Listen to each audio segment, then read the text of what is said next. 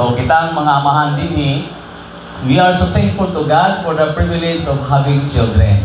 So they are really our treasures. Being a father is not actually a right, but a privilege. So thanks God, we exhorted and comforted and charged every one of you as a father does his own children. Muli ang pamulong ni Pablo sa mga church leaders. Inawasuntin niya sa mga church leaders sa Thessalonica, these things that you should do. Morning, imo silang i-challenge or charge, imo silang i-comfort, o imuha silang i-exhort. So, sasama sa amahan.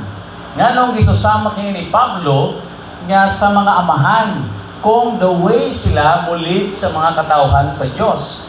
Importante nga masabtan nato dinhi, nga nung isusama dinhi ni Pablo is because we are seeing here some of the good qualities of a good father. That's why we can thank God for our fathers because of this. Siguro wa tayo maihap, no? Kung nato, kasi may angay kong pasalamatan sa akong amahan. Actually, na biblical din ng mga patterns dinhi or paradigms makita nato sa Biblia. Now, for instance, sa unang panahon, naay gitawag natong mga collect calls.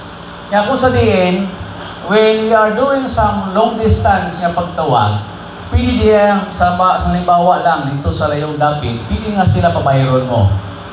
Naapoy uban nga dili collect calls, kanang long distance ikaw dahil magbayad. I remember when I was still in high school, like in my high school, nga ang akong dad, nag-call siya kay Pastor Glenay, among singing church sa una. It's because my dad was former missionary sa Base Grove Missionary Baptist Church. And even until today, we are grateful sa Fordyce, Arkansas na siya na-situate. So my dad called Pastor Glenn Knight through. So sa una ginatawagan ni Dad, si Pastor Glenn, gabi may gaadto tungod kay sila habuntag dito.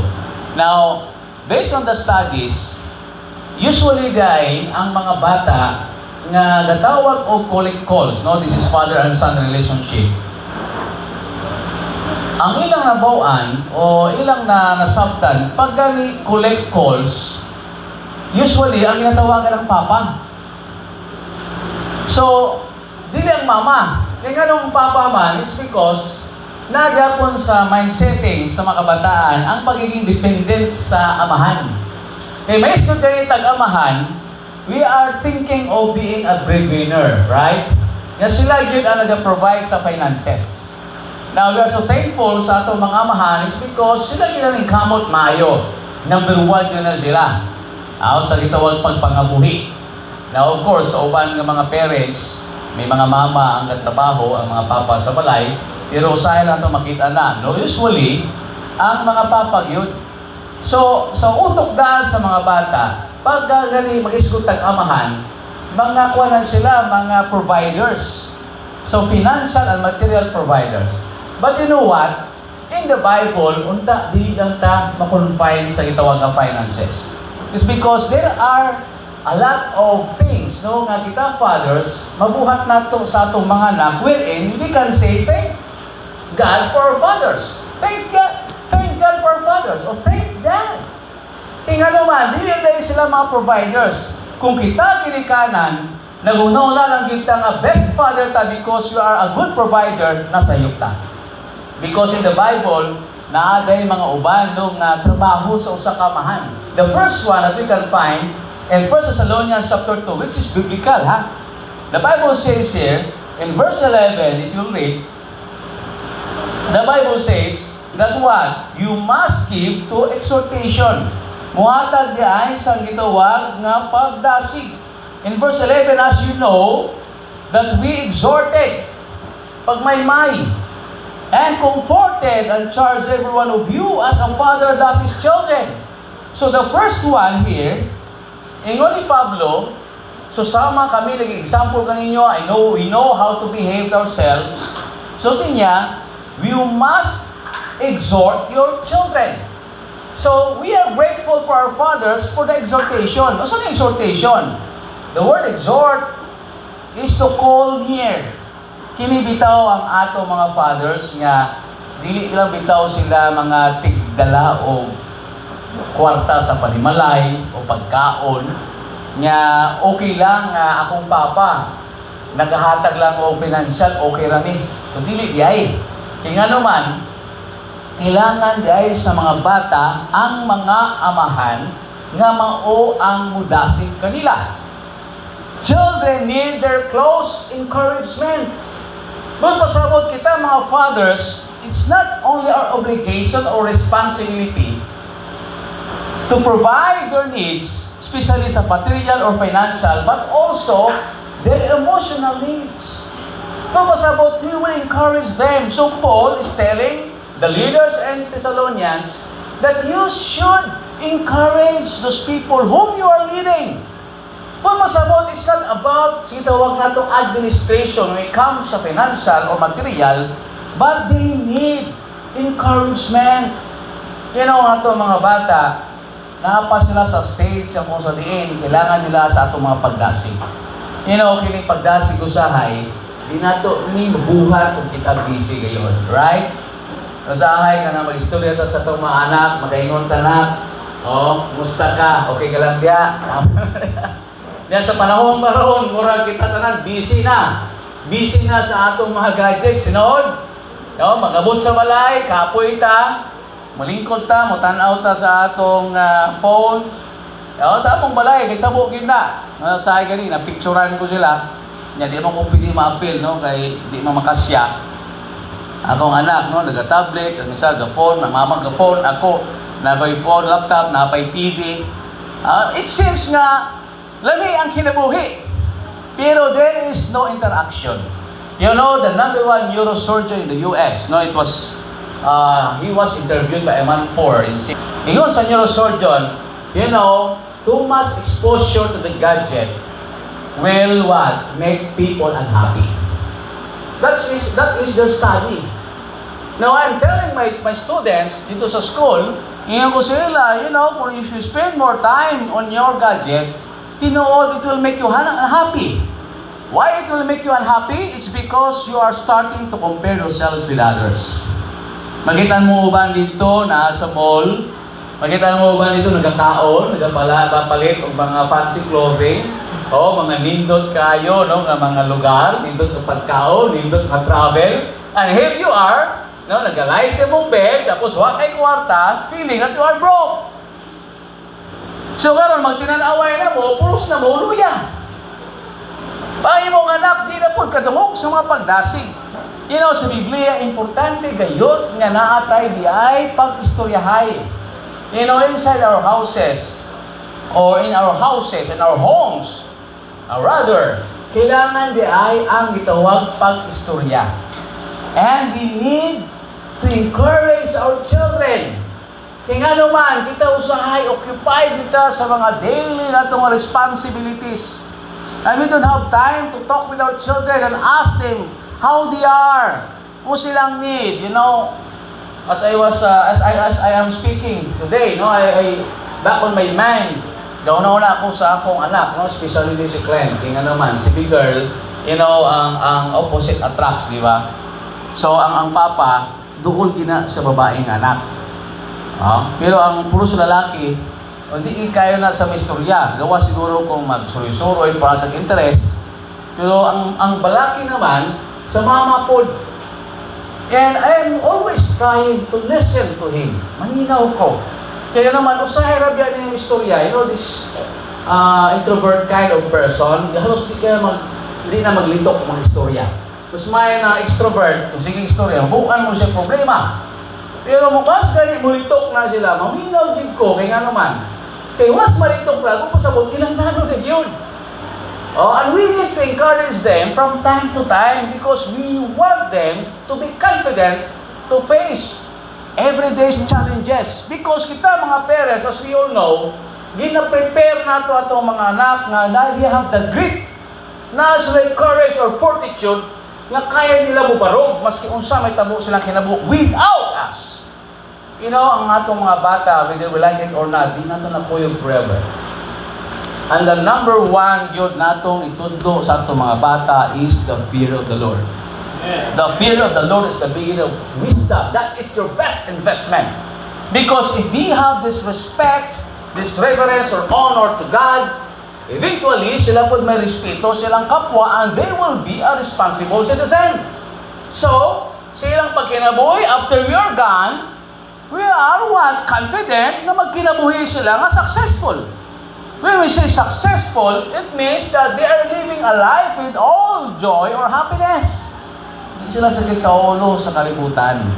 Sa community, hindi sila sakit sa ulo. So, you see, words are very powerful. Mga bata, there was a study ng mga bata, kung sige mo sila saway na saway lang, murag matandog po ng ilang pride or ego. I have learned nga ang bata dahi, pag istoryaho nimo, maski dako na god o adolescents, teenager, gamitan mo dahi sila sang sense of encouragement.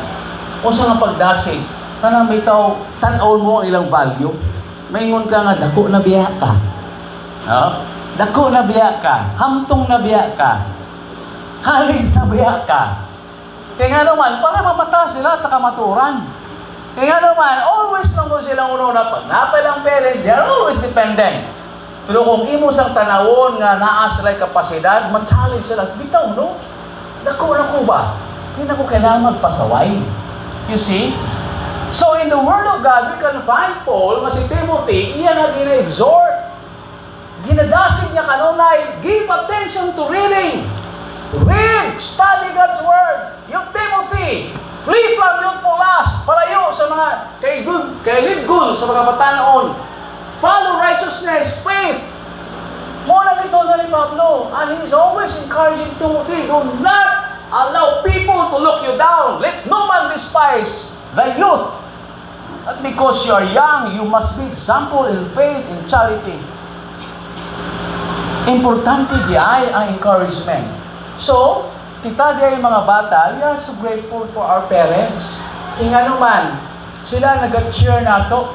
Diba, may mga sporting events, nata sa school or wherever, even their presence, dako na sa kahimuan. We are always encouraged. So, thank the Lord for our dads. Kaya nga naman, they are there all the time. Siguro, tungkol sa trabaho, di sila ka-appeal, pero ang ilang mind, para ninyo. Nga nung gabangon sila, matag-adlaw sa'yo, is because of you. Because your fathers love you. Some are not really, itong expressive, pero ang uban, binabuhat nila na sa pag-provide sa iyong mga needs. You cannot hear a single word siguro sa pagdasig, pero naman ilang actions nagasulti sa ilang pagkabalaka. Some dads are very, very protective. Muna ang ilahang mga kamot, galing kalos sa laing naman ng mga butang kalos na sa trabaho. Grabe ang ilang pagtrabaho. Kaya nga naman, he want to provide better living sa iyang mga anak. Grabe na kakalos. Nagagubal na yun pa. Ang ilang mga kamot, kaya grabe ilang trabaho. Ang iba, nag-sunburn na lang. You see, you children, you must appreciate also. Isa gitawag nga encouragements through actions sa inyong mga ginikanan. So, we must thank our fathers. Grabe lang ang sakripisyo. Ang uban, maadto pa sa rayong dapit, manglangyaw pa, mga OFW, ato pagsaludo nila, grabe yun. Ang kamingaw, ang kalayo. You see, ang atong comfort ng God na sa homeschool, some did sacrifice just for our kids, for their better living. Now, children need their close encouragement. Fathers, your children need your close encouragement. That's why kita mga anak, kung kanunay ka ginadasig, kung ginastretch ka, ayaw ka ginatudluan ka ba? Paminaw, kaya nga naman, para sa imong kayuhan. Nga usahay, gusto na itong paspas na maglihok, abtik ta, maghunong-una ta, kaya nga naman, gusto sa itong amahan, nga magiging equipped ta. Gusto sa itong amahan, kabaruta mo barog, mabuhi ta, maski kita lang, of course, tabang sa Diyos. Nga naman, they are pushing us to be the best person of what we can be. The second one is we must be grateful for their comfort. Sa verse 11, comforted means to console. Si Barnabas means the son of encouragement. makita nato din nga ang mga church leaders gisunduan ni Pablo nga they need also to comfort those people nga ilang ginamanage o ginalid. Now, wala na mas valuable pa sa anak kaysa sa panahon nga gihatag siyang mapapa sa pagpaminaw o pag-istorya. Again, nothing is more valuable to a child than the time given by a father to listen and talk. What a comfort! Kana bitaw mulingkod ka o maminaw, there are a lot of distractions. Disruptive na kayo ang atong gadgets o technology o whatever ang mga hobbies nato. Nga gisa usahay di nakapaminaw. Kung usay gibati, ang ubang mga anak na aday gibati, ipaakan na sa iro, i-crush na sa ring o whatever, is because wala may panahon nga maminaw ta, so ilan po lang itago. Now that's the problem. Ang uban ng mga anak, dito na lang ginabuhat nila ang kabuguyan, kahilayan sa kalibutan, just to get attention from their father. So, importante nga masabtan nato na mga fathers niya. Now, we want our children to be grateful to us because they have this listening ear. Dili man tanan mong provide nato. We must accept the fact that we are vulnerable.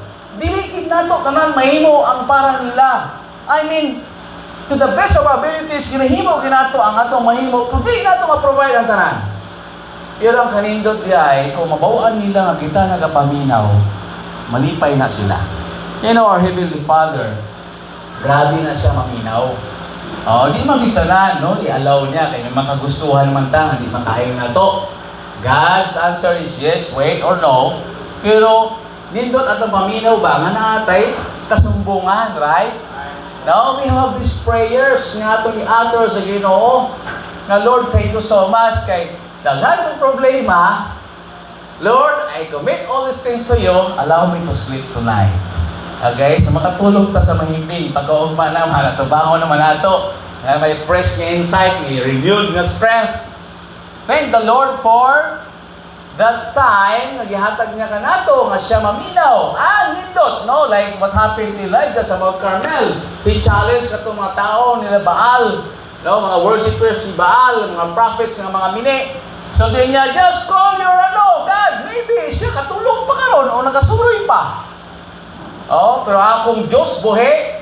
And the Lord sent fire and it consumed the altar. You see, buhi ang Diyos ni Elijah. Same with our God today. Dili sa Diyos nga naglaroy-laroy o nakatulog. Dili sa sama sa atong mga phones. Nga kung why, Lord, we cannot contact those people whom we love. Ephesians chapter 1 verse 5, ingon sa pulong sa Ginoo, having predestinated us unto the adoption of children by Jesus Christ to Himself, according to the good pleasure of His will. We are His adopted children. Gi-adapt sa Diyos, gibuhat na tang mga anak. That's why we have a direct access on Him. We can talk to Him all the time. I have taught my students last Friday. Yesterday. I have taught my students yesterday concerning this acronym of prayer, ACTS, A-C-T-S. A stands for adoration. Hallowed be the name of the kingdom come. Thy will be done. C, confession. Forgive us our debts as we forgive our debtors. T, thanksgiving. Lord, give us this day our daily bread. And the S is supplication. Same. And lead us not into temptation, but deliver us from evil. Lord, provide us protection. Lord, give us our provision. Provide our needs. So, nindot kung naatay pattern of prayer so that when we talk to God, ang atong mga pag-ampo, kompleto. Di na ta basta-basta nila sige bunggo, pangayo. Di, piso, di. Di man tawag mo sa na daddy. So, dili gusto sa atong mamahan nga niya na dahil kanunay. Kasi istorya ito, pangayo, pag-ilay kuhan diya. Pa'y pamalihog, pa'y hangyo. Kung nakita pangayoon, kamulo punta mo lambing. Diba? Mo ba ita? Para dali ita mga matagan sa mga anak. Ang sekreto sa gitawag natong maayo nga relasyon, maging obedient lang yun ta. Kaya kung natin pangayoon, dili po lisod, muhatag nga itong ginikanan. O ka maupunta, magpasalamat. Oh, may ingon akong daddy sa una ni thank you, wala. I remember sa una, gitopihan niya, kaya di kami ganahan sa mong tupi, mo hilak-hilak mi. No? Asa ka pa makahimog pasalamat, anak, no? Mga kamoy yun siyang tupi. So, thank you, wala. So, these are one of the good memories sa ang akong daddy. So, I am so thankful, personally, for my dad because he's really a listening dad, a sweet dad. Before sa namatay, maybe 1 week or 2, namin sa hospital, natin sa mga pukit, mutana siya. Mura si Jesus ba, who do you think I am? So, ko, you are a sweet dad. Wala na ko ilain. I cannot say that you are a good pastor or, at the end of the day, dili ang trabaho sa tao, ang accomplishment eh. Ang imo masulti sa mong ginikanan kung how close you are to you. I could describe him best as a sweet person. Yan naman, I could play with him. Mag-wrestling me, mas yun sana. Makuyog na siya. Tudluan ko kanya sa gitawag kaisog. Mas hapit namin, mas grasa sa motor, mapuyog rin nila siya. Kita nyo ang trailer, dalawa, namis ito nga. Overtake mo sa trailer, dalawa ka buhok, sa suralan, ay blind curve ay, o kabantay. Nya, karon, overtake ka, 150cc, may kinta akong motor. Naigawas po nga trailer isa. Kung saan ako ni, paspasan ko overtake. Isa pala ako na-overtake ka, napay isa. Naabta na ni si isa, yung pagkapababa to shouldering, kaya matagak na po sila, kaya nahumaya na po. Kasi lagi, walang namis to nga sa train, gas daddy dito, napuyo na po. Behave lagi kayo sa daddy. Kung hindi sa trantado ba, kanang mo trantar. Kasi lunggo pa. And he taught me how to face life with courage. Pero he listens. Every time kung na ako istorya, ako di, kailangan kong sapatos. Siya, may sense of humor. Nag-joker ko doon siya. Siya nga, malaki, kaya gabi pa ron. Gabi pa. Kinahawa mo lang ako, gabi pa. Because my Father knows my need. Same as our Heavenly Father. Before nga tayo mag-ask, kabuludan ng Diyos. Ang gusto lang sa Ginoo, when we ask Him, kanang may pinalambing ba nga, Lord, you are a great God. Thank you so much pag-answer mo sa akong prayer sa una. I ask forgiveness for my sins. Ano man, yung sa Bible, if I regard iniquity in my heart, the Lord will not hear me. Hindi ta paminawan sa Diyos. Nimbos na unta ang clouds, almost na ibundak ang panalangin, tutod hindi ka pakasalatan, the Lord will not hear us. That cloud serves as a barrier ng sunlight, hindi na mabot na to. And after that, you need to, that's the time that you will ask God. Hindi na ka mangayo. You see? So, God listens. Ang Diyos kapaminaw. Okay? Without constant relationship, turn cold. Kung kada istorya to sa mangayo ra gyud ta, walay gitawag nga intimacy, walay closeness. Muna nga bugnaw. So kung may panahon ta, kita mga amahan, mo spend time ta sa atong mga anak. Maminaw ta. Muhatag tag panahon, muna mga asawa. Siguro nga paminaw na karon, kuno na sa ba? Ba? Nga naman. Sa dala mo ni basketball, wa mo hilig basketball. Lahi ang kanya. Pero kung computer niya, suklangin ko ani sa kadlaw. Gaya na mga generations karon. Pero makita nato nga God wants us to warm. Kanang bitaw kanang kainiton, and communication is very very important. Batayan nato na. Kaya maski sa balay nagkuyog mo taparay pa mo silent night, holy night. Tama? Ilong kayong balay. Tataw na, kinsa mo lumag, kinsa mo hugas plato, wala lang yun. So, kita niyo mo, tataw na, masingkitanay na. Wala na may closeness. So, we need to give them comfort. We are there kung sila naluya. Ato silang dasigon. So that our children will be grateful. They can say, thank you, Dad. Salamat. These are the good memories. Grateful for their trials, the last one. Again, so then you challenge them. Not only encourage them, not only comfort them, but also you must challenge them. Okay? Nindot man na nga kanunay ta na nila nagapaminaw, nindot man na nga ginadasig nato sila, padayon na, pero usahay i-push po nato sila. Last out into the deep But pasabot, you need to bring out the best in you, nak. Kailangan ka magparo. Quit you like men. Magpakalalaki ka kung lalaki ka. Magpakaisog ka. Kaya nga naman, kailangan mo na sa pag-atubang sa kalisod sa kinabuhi. No? And we're so thankful that we have God. If God is before us, who can be against us? Salamat sa Diyos kaya natin pulong sa Ginoo. Nagtudlo ka nato, it's better to trust in the Lord than to put confidence in man. Trust in the Lord na naman. He is our Abba Father. Pasalamat ta kay may Diyos ta niini. In Romans chapter 8 verse 15, for ye have not received the spirit of bondage again to fear, but ye have received the spirit of adoption, whereby we cry, Abba Father, Dad, my Father. So, dili na ta dati nga, anak siya nga puros na may kahadlok sa kinabuhi. Kaya nga naman, mga anak ta sa Diyos. Ingon sa 2 Timothy chapter 1, sabi niya din for God has not given us the spirit of fear, but of power and of love and of sound mind. Dili ng kahadlok unta maghari sa tong kasing-kasing. Kaya ang kahadlok, mapulihan na sa unsaman. Bagto. Have faith in God. And that faith will give us power. That faith will give us power. Ang kagahom, maunang upilbi sa kahadlok. God will give us God-given skills. Diskarte. Kaalang ma-Diyos nun. Do not ask or wish for an easier life. Rather, you must ask God that you are better. That the Lord will give you more skills. I'm teaching my students, ayaw mo pangita sang sayong exam, sayong assignment, sayong na trabaho. Pangitaon nyo ang kaalam, magikan sa Diyos, maningkamot mo. Nga you wish you were a better person, gaan ka sang skills, kaalam. Ayaw na mo pagdawan na because you will not grow. Kung nakita Kristohanan sa spiritual ba, ayaw pangantoy nga Lord, unta, mataway akong kinabuhi, gagmay akong pagsulay.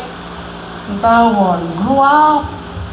You know, the Bible says, we are fed with the things from milk that we may grow thereby, but we must also eat solid food. May mga Kristohanon, nga sulti ni Pablo, you are still babes, mga baby pa, ginapamper. Nawalo ka sa mga kinaya sa Kristohanon nga baby pa, gamay-galamay mga open, maluod na. No? Ako as a pastor, dawat pa na ako na, kay tantawan na, o sa may tabo sa inyo ha, ako gapon na may sala katapusan. Ako gapon mapasulan. No? Gamay-gamay lang, magluod lang, baby, pag yun. Pero ang mga hamtong, teach us, O Lord, your statutes, correct me and I will love thee. Tuloy ko kay panggahunta ka. I miss my dad. Kaya nga naman, akong daddy, honest po siya, ubal kay mami. Nga musulti kung unsay dapat himuon. Musaway mo badlong. Kay they wanted me to become a better person. One doctor said of education, she told me, nga ang iya gina-challenge siya mga estudyante nga pagsulod nyo sa classroom, kung unsa mo pagkatao, dapat pagawas nyo na usab mo gamay. Kundi man dako. Tupasabot, we are here for change. We teach for success, of course. Sama sa simbahan. We go to church Sunday after Sunday. What is our goal? Our goal to be like Jesus, to be productive. Dili ngay pamper ta, dapat anak ka baby. No! God wants you to reproduce, to evangelize, to soul win. Dili na usay komportable. Pag alam mo ta, halos di mo amot, saan naman? Pray to God that God will bless you more. Padakoon mo income so that you can help more sa buhaton sa Diyos. Muna dapat ang mindsetting nato. Dili nga magunaw na ata, o samay ako nga, malibre ko, tinapulan na nga panguna-una. Mga tapulan, masitagaan, basta sa gobyerno, sa pabahay, di, yapo na, musugod. Ngayon naman, mubalik, yapo na, kay mangayo kayo. Kasi mag-joke kamo, tapulan, kaya kami kugihanin mangayo. Kamo, ang mga pangayo. You can see, makita nato nga, we need to be challenged. The disciples said, Lord, increase our faith. Dili nga, Lord, minimize our trials. Nakuha ka ng pagtuo. Kung kulang ganito sa budget, mag-ask ta sa Lord sa daghang pag-resources. Di man madako atong income, daghan tag madiskarte para ma-provide ang mga needs. Lord, please give me enough strength, sound mind, wisdom from above, Lord. Make me a better person. I like what the motivational speaker, he said, Jim Rohn said, sabi niya, success is something you attract by the person you become. Success is something you attract by the person you become. Pagpasabot, i-develop mo mong kagalingon so that you will have a lot of opportunities. Do not chase for dreams na nag-beg ka na lang. Pero kung makita nila nga you are having these good skills, makita nila nga you are trustworthy, masaligan, people will flock on you because you are valuable. Ngunit gusto nato may tabo sa atong mga anak na sila maging valuable. Ang first natin itudo sila is we must challenge our children by affirming the truth of God's Word. Nga ang pulong sa Diyos, morning light, sa ilang mga kadalanan, Thy Word is a lamp unto my feet and a light unto my path. Nga they will trust the Lord with all their hearts, with all their mind, and with all their strength. Nga di sila magsalig, sila tinawhanon nga pagsabot. Not by my power, but by my spirit, saith the Lord. Nga kung sa din, pag kinabuhi nila, kung usang man ilang matubang, makaingon sila, hey, problem, I have a big God. That the warrior is a child. You know what's the song? The warrior is a child. Tanong nila, kuyaw kayo, pero day, naaday kasumbungan to. Si David, he was not the greatest. Sila mag-igsoon. Pero nasa faith na dako sa Diyos. Kinsa man si Goliath, nag-ibaybi atong Diyos, di ko sinipalabot. I will fight. Pero ingon ni King Saul, you are still a kid. Bata ka pa. Masigay ng armor, ipasuot, di sa komportable, kaya bukatan siya. Pero ang inibawaan ng Diyos dako. Pero sa atong pangalaga, sa Ginoo, nagkadugay ta, nagkagamay, man atong pagtuo. We don't want to assume responsibilities and we don't want to assume also full responsibility of our actions. If you are a leader or a father, tunay kasi piyata si mong anak, dawata nga na kay pagkukulang. Ako sa yung maluya ko ba? Yung nga namin siyempre, kung ako'y pail ako, wala ko'y time sa mga anak. One of the things, no, akong ina-regret, kanang ano ba, may pagkukulang. It's because you are vulnerable eh. Kung ikaw sa ka-father, na di ka mo admit sa imong kakulangon, walay room for you for improvement. You will not grow. Kanang i-blame mo ang uban, blame yourself. Di mo sabot nga imong kagulingon o dauton mo ha. Mapasabot ba? You must take full responsibility. Ayaw palagi you. Face it squarely. Kung sa itubang, atubang nga. Tingnan naman na kay Diyos na buhi. Si David, sultin niya, I will fight. Di ko pwede, no, nabayaan ko akong Diyos. We must affirm our children by what? By the Word of God. Challenge nato to trust in the Lord always. Trust in the Lord with all thine heart and lean not on your own understanding. Ayaw pagsalig sa iyong pagsabot. In all thy ways, acknowledge mo ang Diyos. And He shall direct your path. We fathers, we will not live here forever. That's the reality. And we must teach them the Word of God. Affirm it, not only by our love. Itong mga bata, importante po nung we must affirm our love to them. I'm saying, ang Word of God, number one. Pero ang love, di po nato na siya isalikway is because from time to time, kailangan natin ibabada ng love. Akong mong girl, si big girl. So, love you, Bek. Mahana ko siya. I love mo, Daddy. Kung sa'yo, maragpupuan na siya, pamaminaw. I just want to affirm, my love. Kasi, enjoy mo ba? Pag magdalaga mo, dako na na, maulaw na siya. Maulaw na. Pag-abot sa gawas na, halos yun na ko napansino, maano na siya. Of course, we understand. Pero, from time to time, we must affirm our love. And even in failings, they affirm what is right through the asking of forgiveness. Napakya sila, ngay lang pasaylo. But we are challenging you. Ngaunta sa atong pakinabuhi sa kalibutan na magkinabuhi ta. Ngayon sakto. Diyos nun, honest. Be honest when others are not. Be honest when others will not and do not. Mabitaw ng ethics o Christian ethics or moral theology na based sa atong standard sa right and wrong from the Word of God. Jesus Christ is our model.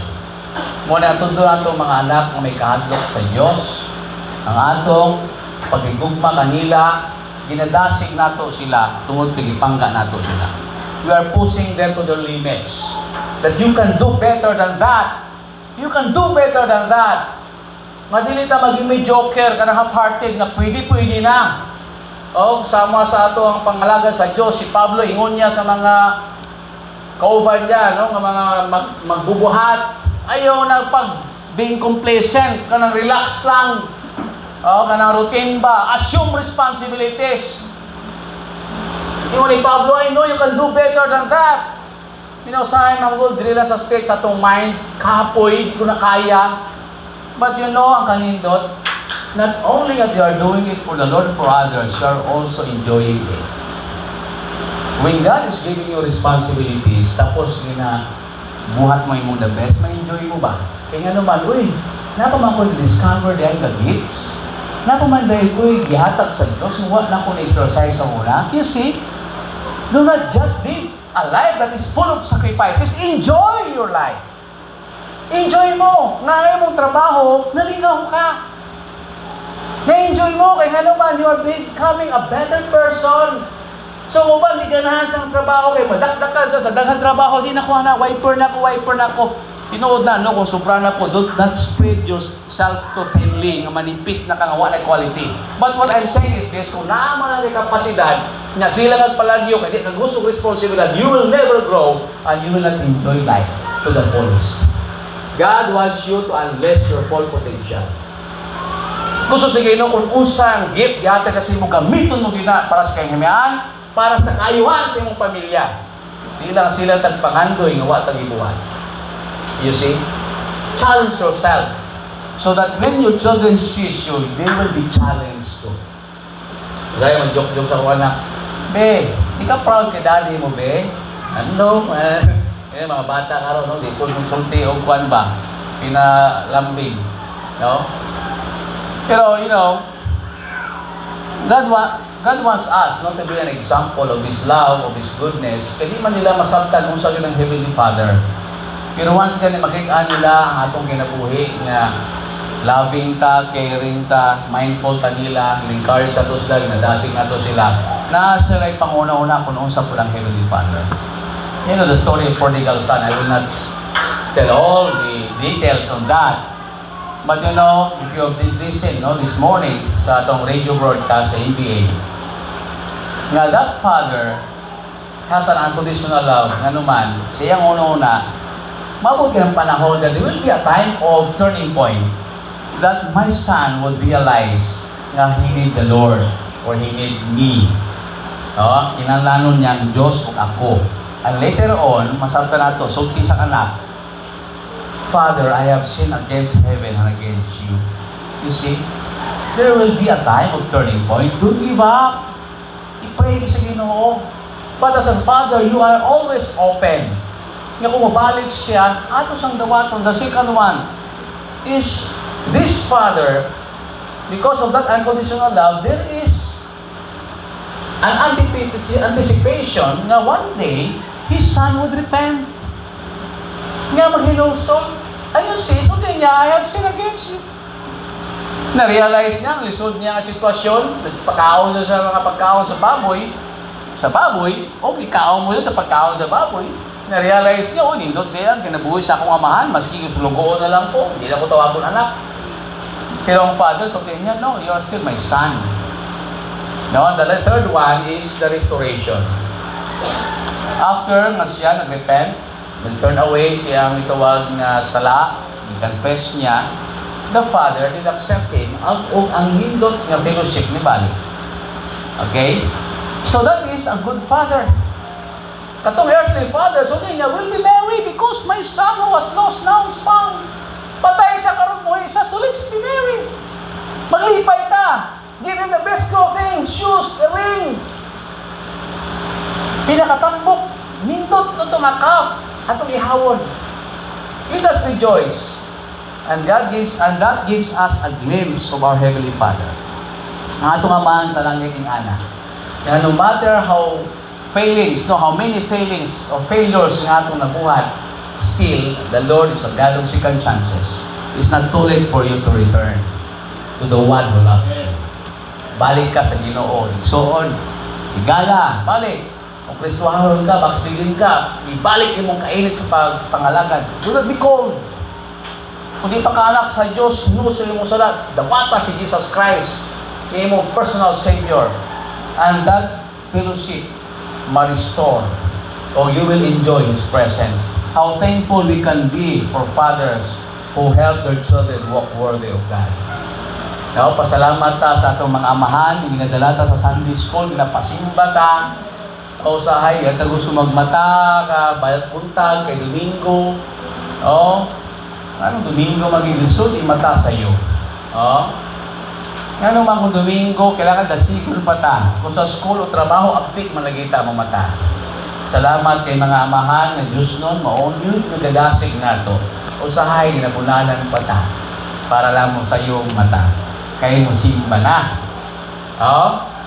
Kaya nga naman, para kamo, makakaon sa pulong sa Diyos, kay kini, maayon din ang investment. Ang spiritual education, maulang number 1 ngayon sa atong kinabuhi. That our children should walk worthy of God, and good fathers reflect the Heavenly Father. As I have said, kumain ka ng mga amahan sa atong mga anak, na makita nila ang Diyos na ito na buhay. Nga, makita nila, dahil ang akong amahan, disciplinarian, pero loving siya. I remember my lolo, akong lolo, stricto siya. Tracy, na-mention sa una, Tracy ang niyang anak ng buhi. Pero, sa iyang pagka-stricto, makita mo ang iyang pagka-loving o pagka-caring na pagka-lolo. Nung akong mama, ang binang eldest, gaan sa sanindot ng mga sinina, nasa bigiri sa una, nabos sa mga tahianan, nagdagang trabahan ko. Ihatag the best. Ang iyang ipangayo kay mami, basta makasaka lang din po stage. Si mami po, po sa gipagkas, gikan elementary high school, pagka-college, sige lang saka, lulo. Saka isa sa stage. Dili sa anak ka close, yun, sama sa karon sa mga amahan. Sa unang mga amahan, grabe. O nagi-distansya. Pero makita niyo sa ilang binuhatan nga iba po ang ilang pamaagi nga kung sabton sa mga bata ipangga kita sa ilang mga ama. We do hope and pray kita maging grateful ta sa atong mga fathers. So today, if you can say thank you. Akong anak so hindi ka mag-ingon thank you. Thank you kay daddy mo. Unya na, wala ko man, unya na. Wala lang sa basta example. So, kailangan yun, may gesture po tao, gratefulness ato mga parents. Hindi naman takalitok, ito wala tayo kahatag, obedient pa. Kung sa itundo na ito, malipay na itong mga amahan. Manindog ta palihog. Our Heavenly Father, O Lord, we come to you this morning. Thank you so much, O Lord, for loving us unconditionally. Salamat, Ginoo, for your love to us. You are our Heavenly Father. And we're thankful, O Lord, for our earthly fathers nga nag-bold ka na mo, nagtundo ka na mo. They are not perfect fathers. Pero Lord, nagitaan na mo, Ginoo, ang ilang kasing-kasing ka na mo. Nga dako gayon ang ilang pagkabalaka o ang ilang pangandoy sa among kinabuhi. Ang ilang mga pag-exhort, pag-encourage, ang ilang pag-comfort, pagpaminaw, o ibang pag-challenge. Himo na mo, Lord, ang the best sa imong pagkahimo. Dako, bilang mong pasalamat na nila. Hindi tanan ay about financial lang, about material lang. Kundi we need fathers like that nga naghatag yun o pagkabanata na mo. We fathers, O Lord, thank you so much, Ginoo, for having children. Help us, dear Father, Lord, nga masasamay mi kanimo, nga among amahan sa langit, kung usa ka ka-loving, ka-caring po. You are our good provider. Help us, O Lord, na kami po maging ana sa among mga anak. Salamat o salamat, Ginoo, sa tanan mong gibuhat ka namo. Thank you, Lord, for our fathers. In Jesus' name we pray. Amen. Please remain standing for the invitation of salvation. baptism or transfer of membership.